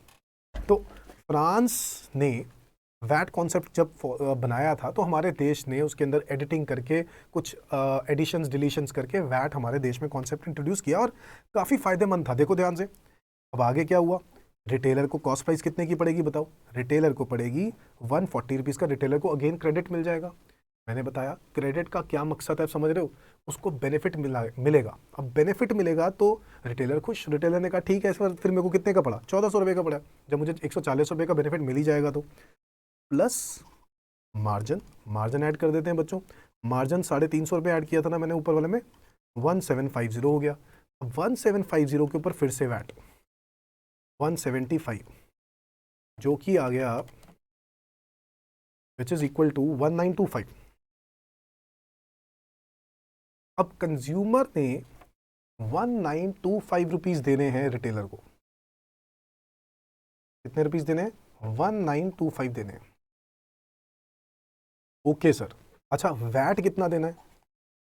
VAT collection, VAT collection retailer की कितनी बनेगी? 175, जिसमें से वो ऑटोमेटिकली पहले तो क्रेडिट लेगा। क्रेडिट लिया हुआ था ना इसने इस वाले अमाउंट का 140 का जो वो दे चुका है, तो वो कह रहा है मैं दोबारा क्यों दूं? 140 कर देगा एडजस्ट। पता है गवर्नमेंट को कितना रुपए देगा? सिर्फ 35 रुपीज़। सिर्फ 35 रुपीज़ वो गवर्नमेंट को पे करेगा। और 35 रुपीज़ कैसे बना? वैल्यू एडिशन पे टैक्स। बच्चों वैल्यू एडिशन थी 350 रुपीज़, उसका 10% is 35 rupees to the government. बहुत सिंपल सा कॉन्सेप्ट। वैट बहुत ही साधारण, बहुत ही आसान और लॉजिकल कॉन्सेप्ट था। जो पहले था वो बिजनेस था, वो गवर्नमेंट कर रही थी बस इकट्ठा करने के लिए। अब देखो गवर्नमेंट 450 रुपये टैक्स कलेक्ट कर चुकी थी पिछले वाले, अगर मैं मेथड की बात करूं तो 450 रुपीज़ का टैक्स कलेक्ट कर रही थी। अब देखो है ना, और यहाँ पर गवर्नमेंट को नुकसान हो जाएगा बच्चों 100 प्लस गवर्नमेंट को यहाँ पे 40 प्लस गवर्नमेंट को यहाँ पर 35, तो टोटल गवर्नमेंट को यहाँ पे कितना मिला? 175। अब यहाँ पे गवर्नमेंट का रोना स्टार्ट। अरे भाई वहाँ पे तो हमें इतना रेवेन्यू मिलता था एक पर्टिकुलर गुड पर, और यहाँ पर तो कुछ रेवेन्यू नहीं मिल रहा, तो हमारा तो बहुत नुकसान हो रहा है। हमारे खर्चे बंद चुके हैं, खर्चे फिक्स हो चुके हैं, हमारी एकदम से इनकम्स कम हो गई, तो भाई कैसे काम चलेगा? तो फिर उन्होंने कहा कि ठीक है एक काम करते हैं कि कुछ आइटम्स के ऊपर वैट के रेट चेंज कर देते हैं। उन्होंने क्या किया कि कुछ आइटम्स के ऊपर वैट के रेट, जैसे लग्जरी आइटम्स हैं, नेगेटिव आइटम्स हैं, उनके ऊपर रेट ज़्यादा कर दिए, डबल कर दिए। ठीक है, उस टाइम पर उसको बोला जाता था रेवेन्यू न्यूट्रल रेट। क्या बोला जाता था? Revenue neutral rate. रेवेन्यू को न्यूट्रलाइज करना है। सेल्स टैक्स में जितना कमाते थे उतना ही वैट में हम कमा सकें, इसलिए रेवेन्यू को न्यूट्रल करने के लिए आरएनआर रेट निकाला गया था। समझ में आता है बच्चों? तो रेवेन्यू न्यूट्रल रेट निकाला गया था, बट रेवेन्यू न्यूट्रल रेट 20%, 25% वो कम पड़ता था, तो लोगों ने अपने हिसाब से रेट को चेंज करना पड़ गया, क्योंकि अगेन स्टेट पावर थी, स्टेट गवर्नमेंट के पास पावर थी, स्टेट गवर्नमेंट अपनी मर्जी से टैक्सेस को जो है लगाता था, रेट लगाता था, जिसकी वजह से हर स्टेट में उन गुड्स के प्राइसेस अलग अलग होते थे। वैट बंद होने का कारण क्या है, वैट में क्या कमी थी? ना वैट में क्या कमी थी, मैं उसके साथ आपको जीएसटी की फायदे दिखाऊंगा। वैट में क्या कमी थी, आओ बच्चों देखें वैट में क्या कमी थी। तो आप लोगों ने देखा ना, कैस्केडिंग खत्म हो गई बच्चों, no cascading of taxes. VAT ने काफ़ी फायदा करवाया है बच्चों, ऐसा कुछ भी नहीं है। कंज्यूमर के पॉइंट ऑफ व्यू से देखे तो काफ़ी फायदा हुआ। कंज्यूमर को कितने रुपए का प्राइस पड़ रहा है? 1925, और वहाँ कितने का पड़ रहा है? 2200। बड़ा फ़र्क पड़ा है भाई, बहुत ही फ़र्क पड़ा है, कंज्यूमर बहुत ही ज़्यादा खुश है। बट मैं आपको बता दूं कि एक और चीज़ हुई, यानी जीएसटी आया, तो उससे क्या एडवांटेज हुआ, आओ देखें। सर जीएसटी के बारे में बताओ, आओ बच्चों जीएसटी के बारे में देखते हैं ना। जीएसटी आया, गुड्स एंड सर्विसेज टैक्स, और मान के चलते हैं जीएसटी का रेट भी बच्चों 10% है। आप लोग याद रखेंगे इंट्रा स्टेट सप्लाई पर लगता है सीजीएसटी, और क्या लगता है? एसजीएसटी, ठीक है। हाँ जी बच्चों, तो अब वैट के बाद जीएसटी में ऐसा क्या चेंज आया, जीएसटी ने ऐसा क्या कर दिया कि आप गवर्नमेंट को लगा कि भैया जीएसटी आना चाहिए और वैट को ख़त्म कर देना चाहिए। तो पहला रेफरेंस तो मैं आपको बताता हूँ कि जैसे वैट के अंदर गुड्स के ऊपर टैक्स लगता था, ठीक है, गुड्स की इंट्रा स्टेट सेल पर, जबकि जीएसटी जो है वो गुड्स और सर्विसेज दोनों पे लगता है। एक और चीज़ बहुत खास है जीएसटी के अंदर, कि जीएसटी जो लगता है ना, वो सेंट्रल गवर्नमेंट भी लगाती है और स्टेट गवर्नमेंट भी लगाती है। यानी अगर मैं बात करूं इंट्रा स्टेट सप्लाई, तो उस पर भी सेंट्रल गवर्नमेंट ने अपने हाथ में कंट्रोल रखा है, और इंटर स्टेट सप्लाई पे भी सेंट्रल गवर्नमेंट ने अपने हाथ में कंट्रोल रखा है। तो इस रीज़न से सेंट्रल गवर्नमेंट का कंट्रोल होना कि कौन से गुड्स पे टैक्स लगाने हैं और कौन से गुड्स पे नहीं, ये सेंट्रल गवर्नमेंट ने अपने हाथ में रख लिया। हाँ, आगे टैक्सेस के जो रेट्स होंगे वो डिसाइड कर दिए गए हैं कि हाँ इन गुड्स पे ये रेट्स रखने हैं, इन गुड्स पे ये रेट रखने हैं, और वो भी इक्वली डिस्ट्रीब्यूट होने हैं। तो ये बातें क्लियर हो जाती हैं। तो जीएसटी में सर ऐसा क्या फ़र्क पड़ता है, तो मैं एक दो बातें, तो पहले तो वो बात क्लियर करता हूँ कि एक्चुअल में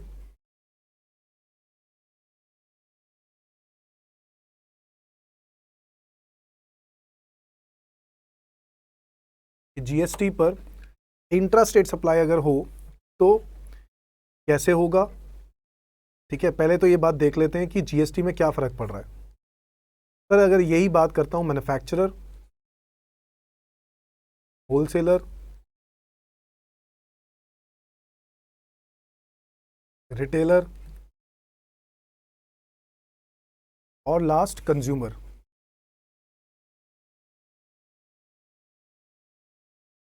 ठीक है जी। अब क्या हुआ कि मैन्युफैक्चरर ने होलसेलर को गुड बेचा, कितने रुपए का? वैल्यू थी 1000 रुपये की। मान के चलते हैं कि सारे के सारे इंट्रा स्टेट सप्लाई है, इसीलिए सीजीएसटी और एसजीएसटी लगेगा। तो वैल्यू के ऊपर सीजीएसटी लगा 10% की जगह लगेगा 5%, आधा आधा हो जाएगा ना। तो मान के चलते हैं 50, और एसजीएसटी लगा 50 रुपये, टोटल 1100। तो होलसेलर इसको 1100 रुपये देगा, और मैन्युफैक्चरर 50 रुपये सेंट्रल गवर्नमेंट को दे देगा और 50 रुपये स्टेट गवर्नमेंट को दे देगा, ठीक है जी। तो सर पहले वाले सिचुएशन में अगर ऊपर से वैट के कंपैरिजन में देखें तो कोई खास फर्क नहीं आया। आगे होलसेलर ने रिटेलर को गुड्स बेचे, और वैल्यू जो उसकी कॉस्ट प्राइस उसकी पड़ी। अब देखो आईटीसी का कॉन्सेप्ट बहुत अच्छा था, वैट के अंदर वो आईटीसी का कॉन्सेप्ट बहुत अच्छा था, जिसकी वजह से वैट वाले कॉन्सेप्ट को कंटिन्यू रखा, आईटीसी नहीं छोड़ना हमें। तो आईटीसी का कॉन्सेप्ट वैसे ही रहेगा, यानी जीएसटी भी एक वैल्यू एडेड टैक्स है। जी हाँ, जीएसटी एक वैल्यू एडेड टैक्स है, यानी सिर्फ वैल्यू एडिशन पे ही जीएसटी लगता है। समझ में आ गई बात ना। कॉस्ट प्राइस मान लेते हैं इस गुड की, मान क्यों ने ये ले लेते हैं 1000 रुपये, क्योंकि अगेन 50 रुपये का सीजीएसटी और 50 रुपये का एसजीएसटी, इन दोनों का क्या मिल जाएगा? क्रेडिट। क्या मिल जाएगा? क्रेडिट। इनपुट टैक्स क्रेडिट, ठीक है जी, ये क्रेडिट्स मिल चुके हैं। अब क्या होगा? मार्जिन ऐड किया जाएगा, मार्जिन ऐड करेंगे। मार्जिन है 500 रुपये, सॉरी 500 है, 400 रखा था ना, 400 रुपीज़, 1400 रुपीज़, प्लस हम लोग चार्ज करेंगे सीजीएसटी और एसजीएसटी। तो 1400 के ऊपर 5% 70 और 70 यानी टोटल हो गया 1540। सर रिटेलर ने कितने रुपए होलसेलर को दिए? 1540, जिसमें से CGST कितना है? 70 और SGST कितना है? अगेन 70। सेंट्रल गवर्नमेंट को कितना रुपए देना था? 70 देना था, जिसमें से 50 रुपीज वो पुराने वाले एडजस्ट कर देगा, तो गवर्नमेंट को कितना देगा? होलसेलर सेंट्रल गवर्नमेंट को कितना देगा? 30 रुपए। कैसे आया सर? 70 रुपए 70 माइनस 50 यानी 20। SGST 70 माइनस 50 यानी 20। 20 रुपीज सेंट्रल गवर्नमेंट को जाएंगे और 20 रुपीज ही स्टेट गवर्नमेंट को पास जाएंगे। समझ में आती है बात? ठीक इसी तरीके से रिटेलर कंज्यूमर को गुड्स बेचता है। रिटेलर कंज्यूमर को गुड्स बेचता है तो क्या होगा? कॉस्ट प्राइस रिटेलर को कितने रुपए की पड़ेगी? 1400 रुपए की पड़ेगी। अगेन CGST और SGST का वो क्रेडिट ले लेगा, ये क्रेडिट मिल जाएगा, CGST क्रेडिट और SGST क्रेडिट कितने रुपए का? 70 रुपीज का। ठीक है, और अपना मार्जिन ऐड करेगा रिटेलर 350 रुपीज और प्राइस हो गया 1750 और आगे फिर से टैक्स लग जाएगा CGST और SGST। इज दैट क्लियर बच्चों? सो 1750 इस पर 5% लगाएं तो 87.5 और 87.5, 1750 प्लस 87.5 1925। तो कंज्यूमर को कितने का पड़ा गुड? 1925। मुझे बता दो सर ऐसा क्या चेंज कर दिया इन्होंने? सर ये तो वही चीज आ गई 1925। तो वैट के बाद GST का इतना बोलबाला क्यों था कि GST आया भाई, GST आया, बहुत फायदा होगा, बहुत फायदा होगा। वो मैं बताने वाला हूँ, चिंता मत करो, जरूर आप लोगों के दिमाग में बिल्कुल सही बात आ रही है। CGST की बात करें तो 87.5 रिटेलर कंज्यूमर से लेगा, SGST 87.5 कंज्यूमर से लेगा और इसमें से वो ये क्रेडिट को हटा देगा और गवर्नमेंट को कितना पे करेगा? CGST 17.5 और SGST 17.5 यानी टोटल 35 रुपीज। GST भी एक वैल्यू एडिशन टैक्स है दोस्तों, जहां पर आप जैसे 40 रुपए की बात कर रहे हो तो 40 रुपए क्यों आया? क्योंकि 400 रुपए का 10% इज 40। Is that clear? इसी तरीके से यहां पर कितना दिया था? 17.5 और 17.5 35, 350 350 रुपीज पर 10% इज 35 रुपीज। मेरी बात समझ में आ रही है बच्चों? एग्जैक्टली वैसे ही जैसे मैंने वैट में किया था। वैट और भी ज्यादा आसान था क्योंकि वैट वैल्यू एडिशन टैक्स था ना, तो जितनी वैल्यू एडिशन करते थे उतनी ऊपर वैट लगा दिया जाता था। 1000 प्लस 400 प्लस 350 यानी टोटल 1750। 1750 के ऊपर 10% 175 विच इज 1925। इस तरीके से अगर मैं इस बात करूं GST की, तो GST में सिर्फ फर्क ये आ जाता है कि वहां पर सिर्फ स्टेट गवर्नमेंट का हक था, ये सेंट्रल और स्टेट दोनों के पास आएगा। तो यहां पर अगर हम लोग देखें तो सेंट्रल गवर्नमेंट के पास पहले 1000 रुपये, फिर वैल्यू ऐड करा 400 रुपये, फिर वैल्यू ऐड किया 350 यानी टोटल 1750, जिसमें अगर मैं 5% के हिसाब से देखूं तो 1750 का 5% आता है 87.5 और 87.5 which is equal to 1925। Total price 1925 है जो कि यहां पर दिया हुआ है। अभी 87.5 कैसे बन रहा है ये देखो, 50 रुपीज CGST यहां आ गया, 20 रुपीज यहां आ गया, 70 और 17.5 यहां आ गया। ये 17.5, ये 20 रुपीज और ये 50 रुपीज। ये 50 रुपीज सेंट्रल गवर्नमेंट को दे रहा है ना, तो ये 50, 20 और 17.5 which will make equal to 87.5। 87.5 consumer ने दिए, 87.5 CGST दिया, 87.5 SGST दिया। समझ में आया? टैक्सेस में अगर आप कह रहे हो कि कोई फर्क आ रहा है, नहीं फर्क आ रहा। वैल्यू ऑफ गुड में कोई फर्क आ रहा है, नहीं आ रहा। सर फिर फर्क क्या आया, क्यों आया GST? आओ देखता हूं, मैं आपको बताता हूं एक एग्जांपल देके। अब एक बात तो समझ लो कि GST में स्टेट गवर्नमेंट का नुकसान हो रहा है। नुकसान हो रहा है? आप गलत बोल रहे हो बेटा, स्टेट गवर्नमेंट को नुकसान नहीं हो रहा। सर कैसे कह सकते हो आप स्टेट गवर्नमेंट को नुकसान नहीं हो रहा? इसलिए अब पहले की बात करें तो वैट में देखो पूरा अमाउंट था, सारा का सारा स्टेट गवर्नमेंट को मिलता था। यहाँ पे आप बात सही कह रहे हो, और स्टेट गवर्नमेंट को यहाँ पर आधा मिल रहा है, तो ऐसे देखा जाए तो स्टेट गवर्नमेंट को नुकसान हो रहा है। बट क्या स्टेट गवर्नमेंट बेवकूफ़ है? नहीं, स्टेट गवर्नमेंट ने भी तो सोचा होगा कि सर यहाँ पे तो हमारा नुकसान हो जाएगा। तो इसी रीजन से बच्चों स्टेट गवर्नमेंट ने ये बात कही कि ठीक है सर, हमें कोई दिक्कत नहीं है, जैसे गुड्स के ऊपर आधा आधा हो रहा है ऐसे सर्विसेज पे भी आधा आधा होना चाहिए। यानी अगर हम बात करें सर्विस टैक्स की बच्चों, सर्विस टैक्स पहले सारा का सारा सेंट्रल गवर्नमेंट कलेक्ट करती थी, सारा का सारा सेंट्रल गवर्नमेंट कलेक्ट करती थी। अब सर्विस टैक्स में भी हिस्से हो रहे हैं, यानी वो भी हिस्सा सेंट्रल और स्टेट को जाएगा। समझ रहे हो? तो अगर गुड्स का हिस्सा सेंट्रल गवर्नमेंट को दिया गया है तो सर्विसेज का हिस्सा भी तो सेंट्रल स्टेट गवर्नमेंट को मिला है। तो ऐसे अगर हम कंपेयर करें तो बेटा मैं ये नहीं कहूँगा स्टेट गवर्नमेंट को कोई नुकसान हुआ है। चलो ये तो रही बात गवर्नमेंट की, तो गवर्नमेंट को कोई नुकसान नहीं हुआ। दूसरी बात, अगर गवर्नमेंट को कोई नुकसान हो जाता है तो गवर्नमेंट कहती है कि भाई हम ना, गवर्नमेंट ने, सेंट्रल गवर्नमेंट ने स्टेट गवर्नमेंट को कहा अगर तुम्हें तब भी कोई नुकसान हो जाता है पिछले टैक्सेस के कंपैरिजन में, तो आप क्या करना, आप एक कॉम्पेंसेशन सेस लगा देना। जीएसटी कॉम्पेंसेशन सेस कहते हैं उसको, कुछ नेगेटिव आइटम्स के ऊपर, ताकि आपकी कलेक्शन उतनी हो जाए जितनी पहले थी। ठीक है, वो एक्स्ट्रा टैक्स हो जाएगा। ठीक है, वो एक पावर दे दी उनको।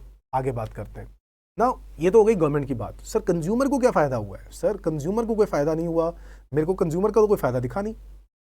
हाँ बिल्कुल सही बात है, कंज्यूमर का कोई फायदा नहीं दिखा, बट कंज्यूमर का एक्चुअल में थोड़ा सा फायदा है, बट वो फायदा डिपेंड करता है बिजनेसमैन के ऊपर। क्या वो बिजनेसमैन वो एडवांटेज दे रहे हैं? आओ समझते हैं बच्चों, पहले बिफोर जीएसटी और आफ्टर जीएसटी क्या फर्क पड़ रहा है। ठीक है, अब हम एक पॉइंट से कंपेयर कर रहे हैं, मैं आपको बताता हूं मैं किससे कंपेयर करना चाहता हूं। फॉर एग्जाम्पल, अगर मैं बात करूं एक कोचिंग सेंटर की बात करते हैं। ठीक है, एक कोचिंग सेंटर की बात करते हैं। ये देखो, ये है एक कोचिंग सेंटर।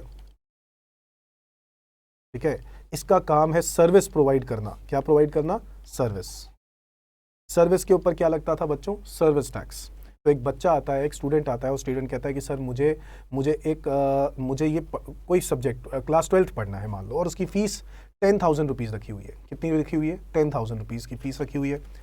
अच्छा, उस सर्विस को प्रोवाइड करने के लिए मैंने कुछ इनपुट्स भी तो लेने पड़ेंगे, मुझे कुछ सामान लेके आना पड़ेगा। मुझे क्या लेनी होंगी? मुझे उस बच्चे के लिए बुक्स परचेज करनी होंगी, मुझे उस बच्चे के लिए स्टेशनरी खरीदना होगा, स्टेशनरी आइटम। ठीक है, जो मैं उसको पढ़ाऊंगा तो मेरे को स्टेशनरी आइटम मुझे चाहिए, तो मेरे लिए भी कुछ कॉस्ट है बच्चों। उन बुक्स पर, मान लो बुक्स की कीमत 1,000 रुपये है, 1,000 रुपये के ऊपर क्या लगा? वैट लगा। सर क्या बात कर रहे हो? अरे पहले के टाइम पर जीएसटी नहीं होता था तो क्या लगता था? वैट लगता था ना। तो 1,000 रुपये के ऊपर वैट लगा। वैट का रेट मान लेते हैं 20% है। ठीक है, तो कितना हो गया? 200। तो गुड बुक्स पड़ती थी 1,200 रुपये की। स्टेशनरी आइटम मान लेते हैं 1,000 रुपये की स्टेशनरी आइटम भी है, और 1,000 रुपये की स्टेशनरी आइटम, उसके ऊपर स्टेशनरी आइटम पर भी वैट लगा, जो कि सेम मान के चलते हैं अभी 200 रुपये। तो ये पर यहाँ पर भी 20% के हिसाब से ये 1,200 रुपये का स्टेशनरी आइटम पड़ गई। टोटल कॉस्टिंग गुड्स को, कॉस्टिंग कोचिंग सेंटर की कॉस्टिंग कितने की पड़ी? 2,400 रुपये की। बच्चों कोचिंग सेंटर को 2,400 रुपये का खर्चा उठाना पड़ता था, और 10,000 रुपये की वो सर्विस बेच रहा है। अब क्या होगा? इसके ऊपर वो सर्विस टैक्स लेगा बच्चे से। क्या लेगा? Service tax at the rate of, मान लो यही मान के चलते हैं, चलो रेट एक ही जैसा लेते हैं, सर्विस टैक्स 20%। कितना हो गया? 2,000। बच्चे ने फीस कितनी भरी बच्चों? 12,000 रुपये भरी। उस फीस में से मार्जिन कितना कमाया इस कोचिंग सेंटर ने? कोचिंग सेंटर ने मार्जिन कमाया 10,000 रुपये माइनस 2,400 रुपये। बताओ यस या नो? आप लोगों के दिमाग में आ रहा होगा सर क्या बात कर रहे हो, इसका तो क्रेडिट ले लेगा, इस 200 रुपीज़ का क्रेडिट ले लेगा। आपके दिमाग में यही आ रहा होगा ना, इस 200 रुपीज़ का तो क्रेडिट ले लेगा सर, वो 400 रुपीज़ का तो आईटीसी मिल जाना चाहिए, इनपुट टैक्स क्रेडिट मिल जाना चाहिए। सर फिर ऐसे कैसे? सर क्रेडिट जब मिल जाएगा तो समझ में नहीं आ रहा कि जब क्रेडिट ही मिल जाएगा तो फिर हम लोग उसको प्रॉफिट पे क्यों नहीं काउंट कर रहे? बेटा क्रेडिट किसको मिलना है? गुड्स का। वैट का क्रेडिट किसको मिलेगा? जो आगे गुड्स का काम करता हो। कोचिंग सेंटर तो सर्विस प्रोवाइड कर रही है, यानी मेरे लिए इनपुट क्या है बच्चों? गुड्स।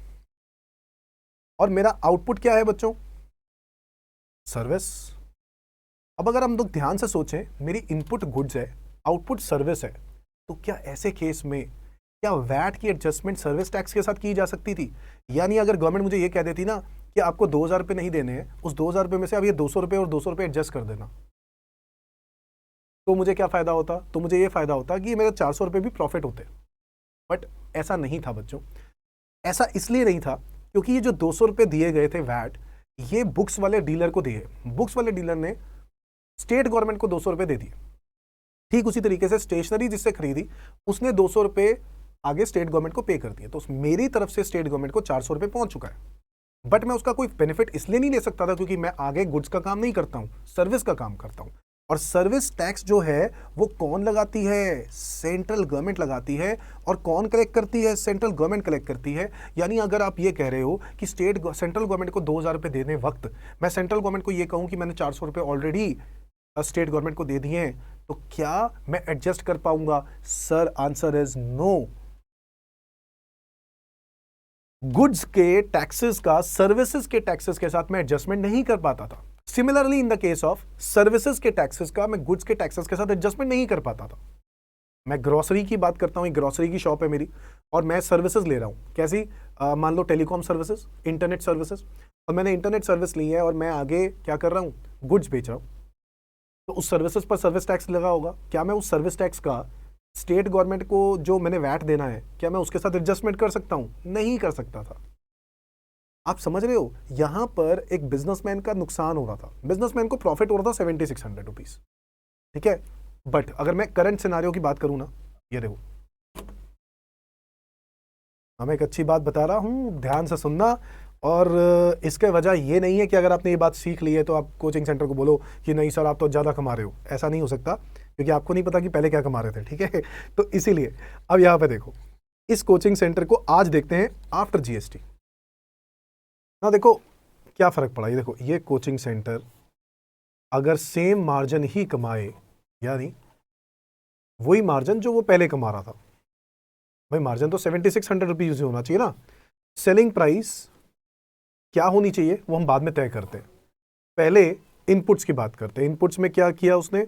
बुक्स खरीदी 1000 रुपये की प्लस जीएसटी, मान लो 20% यानी 200 रुपये, 1200 रुपये। मैं CGST SGST को इग्नोर कर रहा हूं बच्चों, टोटल तो 1200 रुपये बनेगा ना।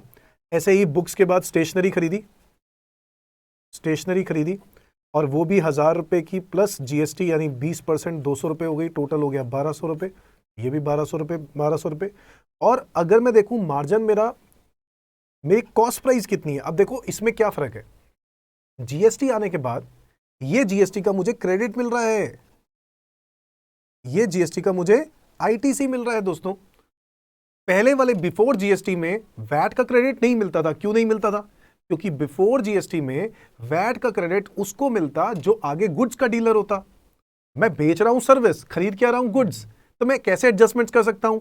गुड्स को खरीद रहा हूं तो वो पे किया मैंने स्टेट गवर्नमेंट को, और सर्विसेज पर देना है सर्विस टैक्स, वो सेंट्रल गवर्नमेंट को देना है। तो क्या सेंट्रल गवर्नमेंट के साथ एडजस्ट कर सकता हूं? नहीं।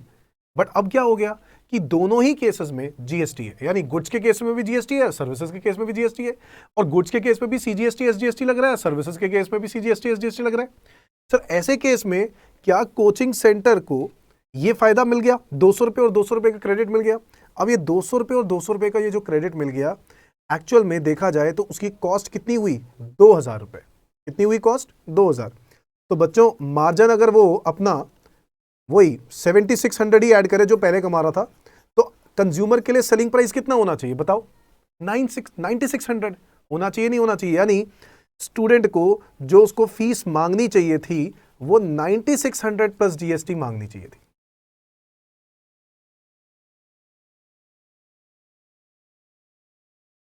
मार्जिन उतना ही कमा रहा है कोचिंग सेंटर, मार्जिन उतना ही कमा रहा है 7600 ही, है ना। अगर वो इतना कमाए तो इस हिसाब से ये वैल्यू होनी चाहिए। अब मेरे को बताओ कस्टमर को सस्ता पड़ेगा नहीं पड़ेगा? 9600 का 20% इट इज 1920, ये मिला के बन जाएगा 10,520, 10,000 सॉरी 11,520। मेरी बात समझ रहे हो बच्चों? तो कहीं ना कहीं फायदा होता है, कहीं ना कहीं फायदा होता है। अगर मैं देखूं कि सेंट्रल गवर्नमेंट को सॉरी कस्टमर को फायदा होता है जीएसटी के केस में कि जीएसटी में सस्ता पड़ जाएगा सामान। बट हुआ क्या? बिजनेसमैन निकला चालाक। बिजनेसमैन ने क्या कहा कि बच्चे कस्टमर को थोड़ी ना पता चलना है कि भाई साहब वैल्यू कितनी हुई है, अगर वो वैल्यू 12,000 ही रखे तो क्या ही फर्क पड़ता है। यानी कर क्या रहे हैं, ये है जो उनको करना चाहिए और ये है जो वो कर रहे हैं। क्या कर रहे हैं, कह रहे हैं फीस तो 10,000 ही रख रहे दो ना, क्या फर्क पड़ता है, फीस 10,000, जीएसटी उतना ही। यानी अगर स्टूडेंट को अगर फीस आज देनी है तो वो उसको कितनी देनी पड़ रही है, वही 12,000 रुपीज देनी पड़ रही है। और प्रॉफिटेबिलिटी की अगर हम बात करें, बच्चों प्रॉफिट वो पता है कितना कमा रहा है, 2,000 में 10,000 रुपए का बेचकर यानी 8,000 रुपए का प्रॉफिट कमा रहा है। यानी बिजनेसमैन के प्रॉफिट बढ़ गए हैं बच्चों। समझ में आ रहा है जीएसटी का कैसे फायदा उठा रहे हैं लोग। तो ये बिजनेसमैन फायदा उठा रहा है। अगर आप, ये कोचिंग सेंटर है, ये सर्विस इंडस्ट्री है, अगर आप एक गुड्स वाले इंडस्ट्री की बात करो तो उसके पॉइंट ऑफ व्यू से भी ऐसा ही होगा। ट्रेडिंग कर रहा है तो क्या कोई सर्विस नहीं खरीदता होगा, कोई सर्विस खरीदता भी तो होगा, उस सर्विस का वो क्रेडिट लेता होगा और फिर क्रेडिट लेने के बाद वो एडजस्ट कर देता होगा, जो कि वो पहले नहीं कर पाता होगा। क्यों, सर्विस पे वो सर्विस टैक्स देता होगा जो कि सेंट्रल गवर्नमेंट को जाता होगा, और सेंट्रल गवर्नमेंट का टैक्स आप स्टेट गवर्नमेंट के साथ एडजस्ट नहीं कर सकते हो। ये प्रॉब्लम पहले हो रही थी, अब नहीं है बच्चों। समझ में आ गई बात। तो ये रीजन है कि जीएसटी आने का, जीएसटी क्यों आया, आप लोगों के मेरे ख्याल से अब वो डाउट्स क्लियर हो जाएंगे और आप लोगों को समझा सकते हो। कोई भी बिजनेसमैन रोता हुआ दिखे और कहे यार जीएसटी तो बुरा हाल कर दिया हमारा, अरे भाई तो फायदे भी तो तुम उठा रहे हो जीएसटी के। पहले तो सिर्फ गुड्स के क्रेडिट ले पाते थे, अगर वो गुड्स का डीलर है तो पहले सिर्फ गुड्स का क्रेडिट ले पाते थे, अब तो आप सर्विसेज का भी क्रेडिट ले लेते हो। तो अब आप वो भी चीजें तो देखो, वो एडवांटेज आप इग्नोर कर देते हो और सारा डाल देते हो कि जीएसटी क्या चीज़ है, जीएसटी क्या चीज़ है, जीएसटी में क्या इश्यूज है।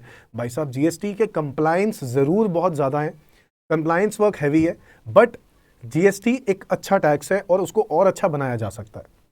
समझ में आता है। और अच्छा कैसे बनाया जा सकता है, वो सब बातों के लिए आपको आने वाली क्लासेस देखनी पड़ेंगी। ठीक है, आगे आने वाले टॉपिक्स के अंदर हम लोग और इलैबोरेट करेंगे कि क्या अच्छा किया जा सकता है, कैसे अच्छा किया जा सकता है जीएसटी के अंदर। ठीक है, अगली क्लासेस के अंदर, आज के लिए हम लोग इतना ही करेंगे। अगली क्लासेस के अंदर मैं आपको जीएसटी के जो है फीचर्स बताऊंगा, गुड्स एंड सर्विस टैक्स के बारे में बताऊंगा।